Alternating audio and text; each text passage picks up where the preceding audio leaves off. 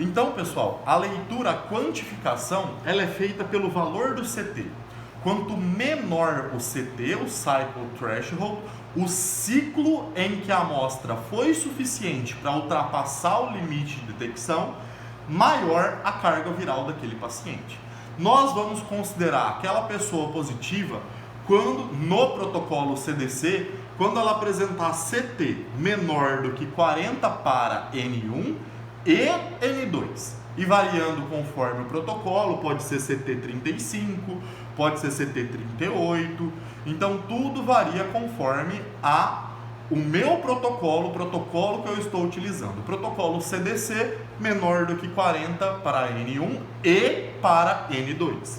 Nesse caso aqui, vamos verificar esse paciente. Esse paciente que apresentou um CT aqui bem baixo, ou seja, quando a curva dele começou a subir bem antes do que as outras, aqui eu também tenho pacientes positivos, tenho amplificações aqui, as que parecem preto aqui, as curvas pretas são as minhas amostras, as coloridas são os meus controles e a curva padrão.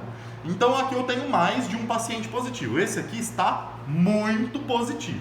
Então eu tenho como fazer a leitura do CT. Então aqui é a amplificação, né? Ele me mostra graficamente essa amplificação e ele também me mostra os valores de CT. Aqui é um outro gráfico também, aqui é a amplificação já sem as amostras negativas, né? Só os meus controles. Então aqui ele já me mostra, olha aqui o CT bem baixo, olha o ciclo em que essa amostra subiu.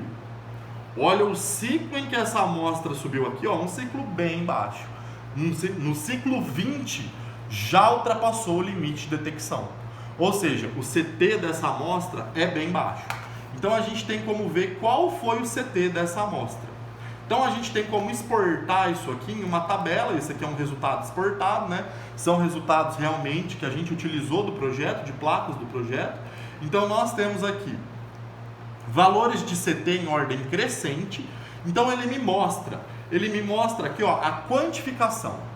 No poço H5 e no H6, ou seja, um conjunto de N1 e N2 lido no canal FAN, ele me deu CT de N1 de 24 e no N2 de 24 também. Então aqui eu tenho N1 e N2 no canal FAN da amostra que está no poço H5 e no H6 com CT menor do que 40. Aí ele me dá o CT, pessoal, do meu controle positivo, ele me dá o CT da minha curva padrão. Olha a curva padrão aqui como é importante. Quanto maior a quantidade que eu tinha na minha curva padrão, maior a quantidade de material genético que eu tinha lá, menor o CT. E esse CT vai caindo conforme o CT, quando tinha lá 10 a quinta, do CT deu 31. Quando tinha 10 a terceira, tinha 34. O CT dá 34.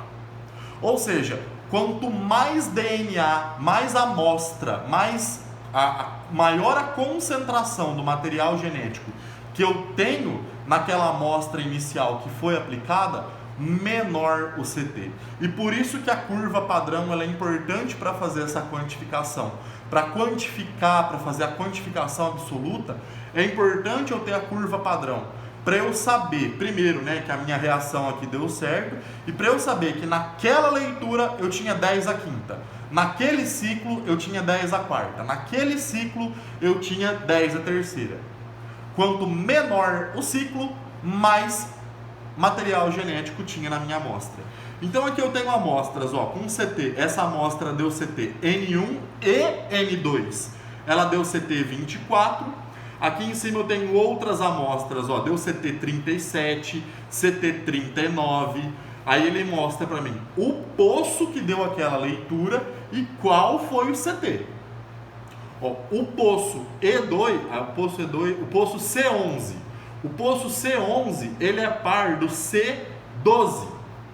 Então, o C11 ele deu 39, o C12, que é a mesma amostra, o C11 ele é N1, deu 39.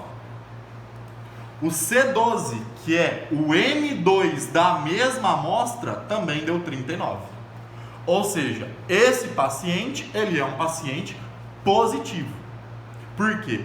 Tanto N1 quanto N2 deu CT menor do que 40. Então esse paciente também é considerado positivo. Esses outros aqui, ó, que apresentaram CT maior do que 40, significa o quê, pessoal? Que tinha material genético lá, mas era em quantidade muito pequena. Essa quantidade muito pequena pode ser de resquícios virais, restos de vírus, pessoas que já tiveram a infecção e que apresentam restos do vírus lá. Lembrando que os métodos de biologia molecular detectam material genético, não detectam se o micro-organismo está vivo. Então eu não sei dizer se esse material genético que está lá pode ser um início de uma infecção ou ele pode ser o resto de uma infecção passada. A pessoa não é mais infectante, porque ela só tem resto de material genético do vírus lá.